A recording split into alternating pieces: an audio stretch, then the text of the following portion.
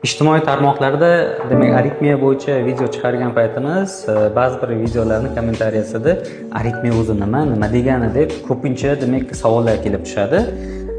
Mana shunaqa qiziqqon kuzatuvchilarga javob bermoqchiman. Aritmiya bu nima? Aslida sog'lom odam yuragi qayerdaligini bilishi kerak emas.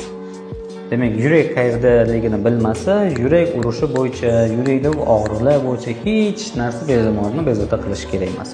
Qachonki bemor yuragi qayerdaligini bildi, ya'ni yurak urishida ritmni buzilishini sezsa yoki tez charchab, ozgina ish qilganda tomoqqa narsa kelib tiqilaversa yoki qanaqadir hayajonga o'xshab yuragi pirillab urib ketadigan holatlar bo'lsa, demak, bu ritmni buzilishi hisoblanadi. Ritmni buzilishini biz tibbiyotda aritmiya deymiz. Demak, yurakni ritmi har doim bitta joydan boshqariladi. Bitta tugun bor, o'sha tugun bizda yurak ritmini boshqarib turadi.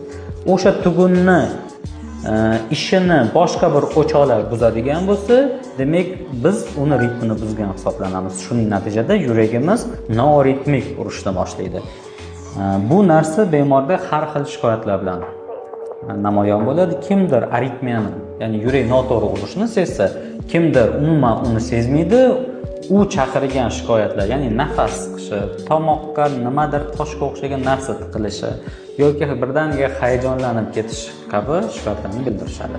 Shuning uchun demak, mana bunaqa o'zingizga boshqacha narsani his qilishni boshladingiz yoki qanaqadir bir yangi shikoyat paydo bo'lsa, o'shanda kardiologga murojaat qilsangiz bo'ladi. Kardiolog demak, oddiy EKGdan tortib, bir sutkalik EKG, ya'ni Holter degan tekshiruvlarda sizdan tekshirib ko'radi. Agarda aritmiyani aniqlansa, o'z vaqtida davolansa, aritmiya boshqarib bo'ladi.